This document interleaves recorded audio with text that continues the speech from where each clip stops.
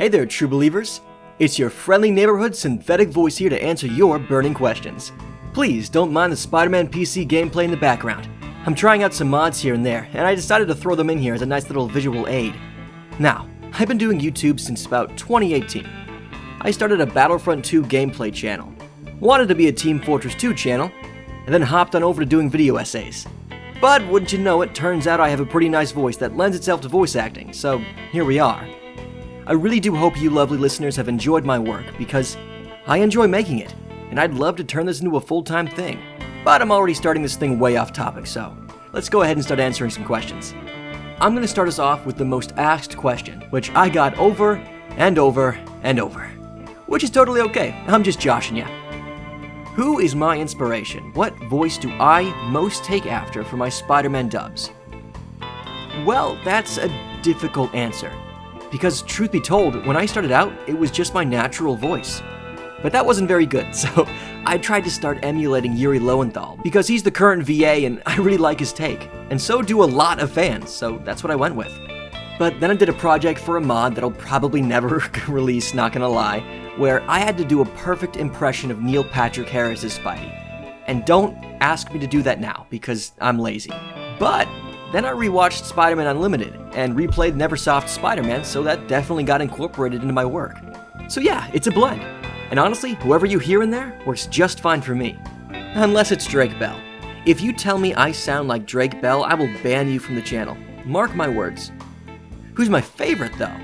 It's Rino Romano. I did a whole video on this. He's the GOAT, and he will remain the GOAT until someone dethrones him. And trust me, that day is not today. What gave me the most heart-wrenching experience while acting out a scene? Okay, I like this one because I have a definitive answer. It's the Thank You Aunt May comic dub. You can check out right here on my channel. I'll link it in the description since it's a bit of an old one. No joke, I got so into character on this one that I cried. I had tears streaming down my face during the second take and had to cut it and start over because my voice kept cracking. Because I relate to Ben Reilly so much. And I cannot imagine losing everything that he has, and still getting up in the morning and trying to make a difference in the world. It's why I keep voicing the character, because I want people to know what a wonderful part of the Spider-Man mythos he is, beyond his iconic hoodie and the old comic purists telling you his stories are a waste of time. Ooh, are there any issues I refuse to voice over? I'm probably never going to voice anything out of the current Zeb Wells run. It's so bad. And everything to do with Chasm makes me want to tear my hair out. And beyond that, I'm not really sure. I definitely don't want to do much Ultimate Spider-Man because, well, Brian Michael Bendis has some of the worst dialogue in the industry.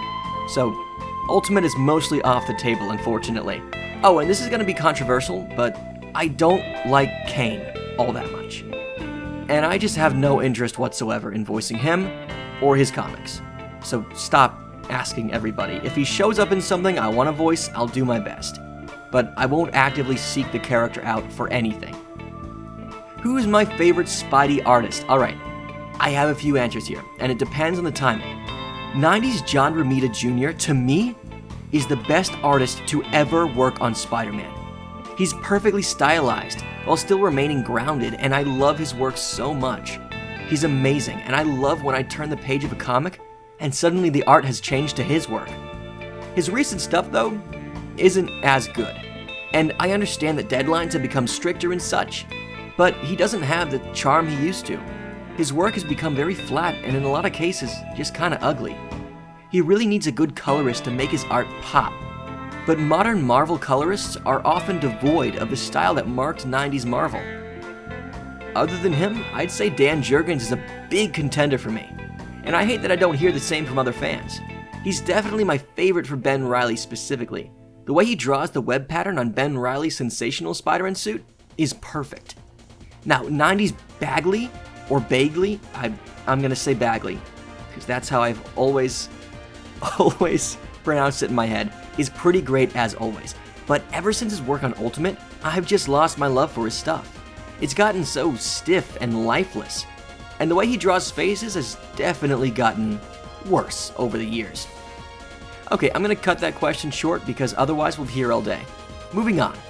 Okay, this says questions within the question. Nice. I'll do my best to answer all of them. Firstly, I got into voice acting because I'm a stage actor. Yeah, I'm a theater kid, who would have guessed? I went to a really cool acting high school, which is really funny considering the fact that it's the same school another really popular YouTuber went to. Small world, huh? It was fun, I learned a lot, and unfortunately, I didn't keep in contact with anyone I knew there when I graduated, including my best friend at that school who helped me start this channel in the first place back when I was possibly cake tier debater. So, Andrew, if you're still out there and you're still watching, I love you, miss you homie. But with everything that happened in 2020, I couldn't act on stage anymore, so I started putting together an at-home sound studio and began voice acting. And here I am. Is there any difficult part people don't know about? Yeah, getting your mouth to stop clicking and popping when you're up against the mic. It is infuriating when a good take is ruined because your mouth is so loud. Remember to drink lots of water and eat green apples, kids. All-time favorite Spider-Man media. Probably the Raimi films. They have such a genuine love for the character, and the music still gives me chills to this day. Danny Elfman's theme is Spider-Man's theme. And don't worry about it, I'm happy to answer all of them. If I were to write my own Spider-Man story, now that is an idea. I actually super duper want to learn to draw because I am overflowing with little headcanons and fanfictions I want to put onto the page. But, you know, ADHD brain is currently keeping me from doing that, unfortunately. Honestly, I'd try my hand at fixing the clone conspiracy. Rather than having Peter and Ben and Kane and everyone else just never ever mention it again, which I get because good lord Slott screwed up big time with that story, I'd like Ben to actually have a real internal struggle with what he did. The Peter David comics kinda tried that, but it just didn't land. I'd still have Lady Death wipe his soul clean like she does in that run, but it needs more. I want Ben to truly, and really truly apologize. Come to Peter and explain that he'd gone insane. That he's going to regret what he did for the rest of his life. But at the very least, he's gonna be a hero again. He's gonna make up for it in his own way. And that he wants to be Peter's brother again. Let him mend that relationship finally. If I get any good with art, that'll be the first thing I do. Probably. No promises though. What sort of Spidey stories would I like to see? I want to see Peter grown up, with a mature attitude and outlook on the world. I'm sick of him acting like an annoying teenager every single time we see him in something. Insomniac did a great job. I just wish their Peter had a little more bite, I guess? He's not bad. He just needs that temper that we're used to seeing from him. Frankly, I'd do anything for a good Spider Bros comic featuring Ben, Peter, and Kane, just getting along and bonding as a family. I mean, it doesn't have to have Kane, but I know some very vocal fans would be like, "Where's Kane? Where's Kane?" all the time. I'm sorry, he's great, I just don't care for edgy Peter Parker. And Marvel editorial trying to turn Ben into him has soured me on the character. Yes, I do believe that Peter and MJ will finally get back together again and have Mayday. I just don't think it'll happen in our lifetimes. Advice? I don't have any home slice, I'm sorry. It's all luck. I've been throwing shit at the wall and seeing what sticks for over 2 years now. And thankfully, some things have stuck. But I could work really hard on a project, do everything I can to make it fun and engaging and whatnot, and it'll bomb. But I can also put no effort into something and it'll blow up out of nowhere and skyrocket me in subscribers. And you know what? That's not always the case.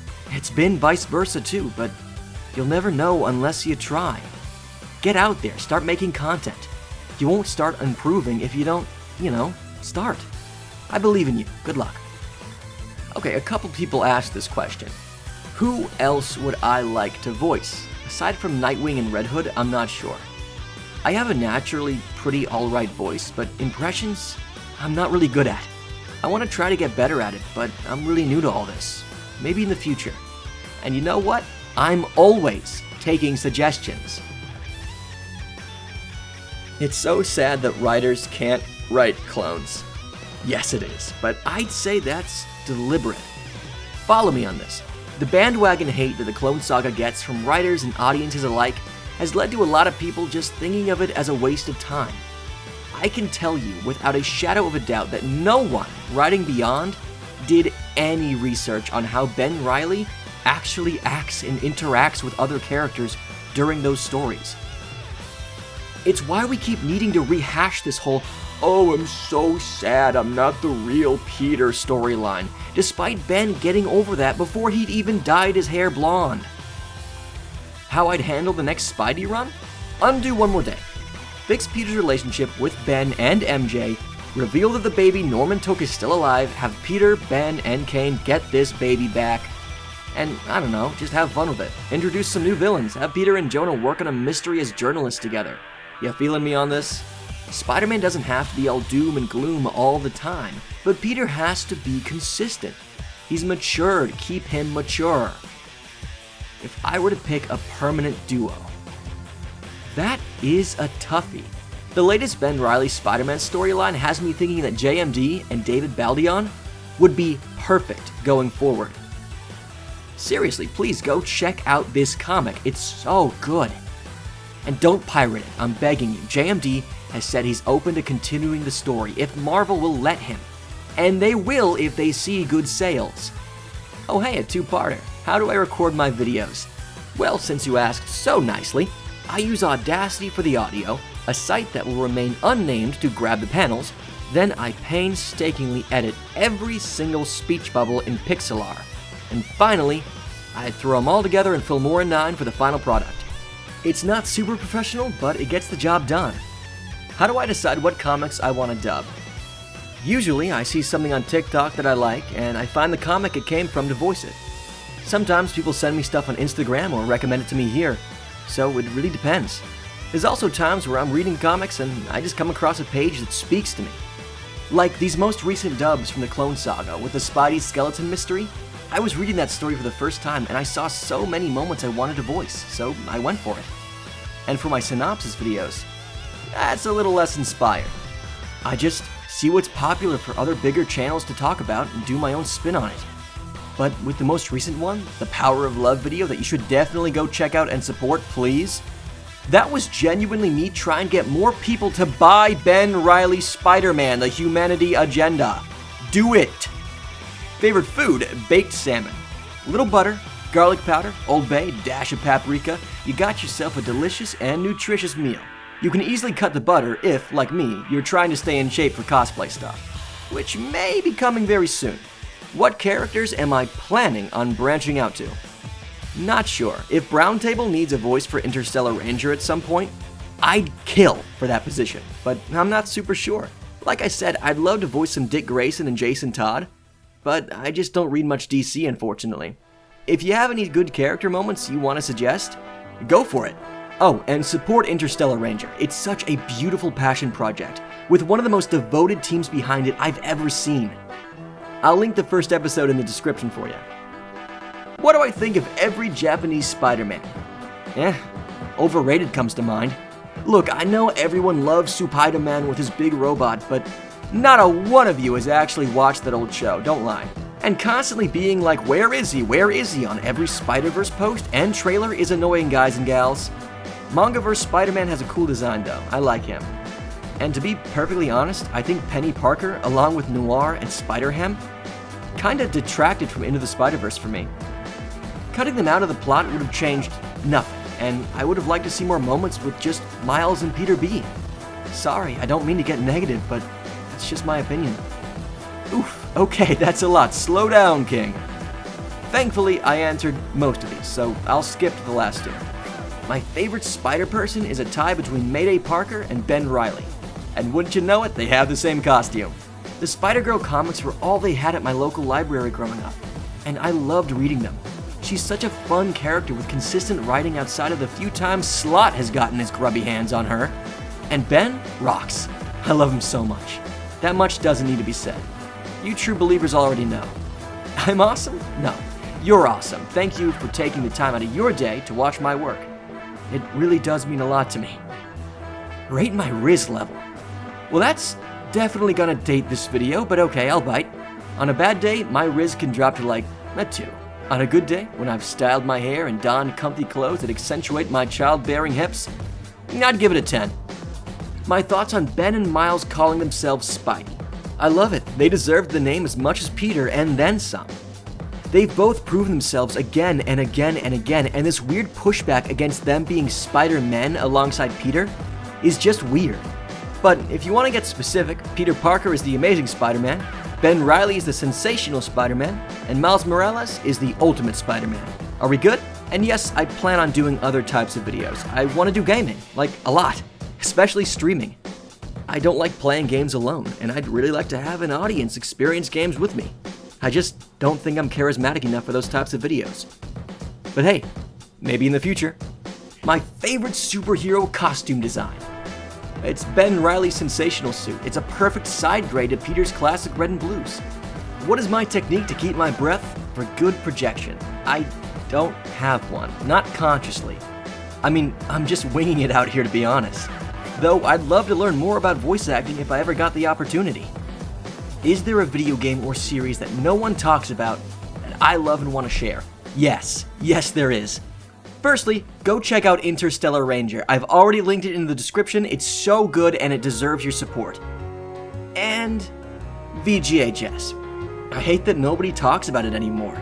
But good gosh, it's a series that I hold a special place in my heart for. The humor is a little dated, yeah, but it's a very sincere show that, going back to an earlier question, is part of why I got into acting. Because I wanted to be part of a project like that, which then drew me to stage acting. Have I done any dubs with Kane? No, and I don't want to, please and thank you. I do want to do some stuff from Lost Years though, which does have a lot of Kane in it, just not the one I know everyone wants to see, Scarlet Spider Kane. I just don't think he's as interesting now as he was in the 90s. Moving on. Who would I want to play Ben Reilly in live action? Chris Pine. He'd kill it, I know he would. I mean, he's already played a blonde Spider-Man in animation. What do I think of the other Spider heroes? Okay, so I think Spider-Verse as a concept is super overrated, and I'm tired of Spidey adaptations using it as a crutch for good storytelling and characters. But I do like a lot of them. Spider-Verse, when done well, which is unfortunately very rarely, has the opportunity to introduce us to new and exciting characters that have stepped up and into the role of Spider-Man or Woman or Ham. It's cool. If I went into specifics, we'd be here all day. And I know this video is running a little long already, so let's move on. When am I gonna do the animated series Shocker voice I promised over a year ago? When I have an indoor sound studio professional enough to not have my neighbors think I am murdering someone. What is my favorite Spider-Man game? Web of Shadows. The combat is fluid and fun, the story is bonkers enough to keep me interested throughout, and well, there's some other reasons. Do I think Ben will die or become good again after Chasm is done? He's gonna die. Or stay a crazy villain because Wells wants to keep him as Eddie Brock 2.0 or whatever. Wells and Marvel Editorial have made it very clear that they do not like Ben, and they do not believe he can be Spider-Man. Us fans are not going to be winning anytime soon. Which Spider-Man front and back logos are my favorite? For the front, I super like Bagley's design for it. It's a nice, sleek modernization that stuck around for a good long while. Aside from that, and I know this is controversial, I really do like the Beyond logo that's off-center. It can look really bad, but it can also look really good. It translates extremely well into 3D. I've been using it a bunch in Spider-Man Remastered. And for back logos, the old fat red logo will never be topped. Never. Although Ben's front logo wrapping around to connect with the back is really nice, and I like that more suits started doing that after him. Sauce for the comic. 90 Spider Bros on Instagram. I love their work. I'll link them in the description. Go follow them.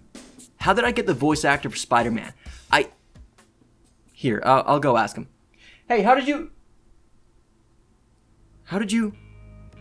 Oh wait, it's just me. Oh no.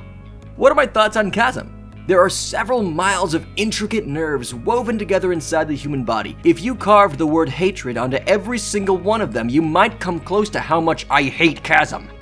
Oh, and I did a little short about it a while back. I'll link it. Thoughts on Miles Morales? I love him. Moving on. Favorite Spider-Man villain? Ooh, I like this one. Big Wheel. I'm just kidding, it's Doc Ock. He's almost always a very compelling villain with shaky morals and a great juxtaposition for Peter Parker.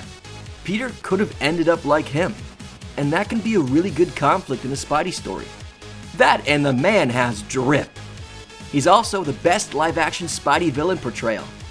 What is my inspiration to make videos? Fame, glory, that kind of thing. For real though, I just really like acting, and getting to do it, maybe possibly in the future as a job, would be a dream come true. Is Ben a hero again? Nope, he's still Chasm. It sucks. My favorite Spider-Man comic book. Ben Reilly, Spider-Man. The Humanity Agenda. Go buy it, support it, please. Did they leave Kane behind? Yeah. We just haven't seen him in a while. No idea where he got off to. Why do I like Ben Reilly? What drew me to him? Well, I like him because he's a character who goes through so much, losing everything time and again and still getting up and moving on by the end of it all. He has an unshakable will paired with an undefeatable kindness. He was able to move on from the guilt of Peter Parker's past and make a whole new life for himself. Ben has been so low, and yet never once does he try to take that suffering out on anyone else. I really do love him. And what drew me to him? Well, one of my very first Spider-Man toys was of him. It was a little 2-pack with him and Carnage, and his vibrant design with those big silver web shooters got me hooked instantly. I still have that Carnage, but unfortunately, the Ben toy got taken away and never given back by my first grade teacher. Thanks, Miss Stubbs, I still hate you. Is the Ultimate Spider-Man TV show? Yes? No? Go watch Godzilla Mendoza's video on it. Xavier said it better than I ever could. You know, he actually asked me to voice in something a while back, and I got cold feet and never replied. Sorry about that. Still am very ashamed about that. Why Spider-Man? Why indeed? Why indeed? Love my content. Do I voice for other channels if asked? Okay, so look. Thank you. It fills me with indescribable joy when people genuinely like my work, but I have trash ADHD brain, and I have trouble committing to things.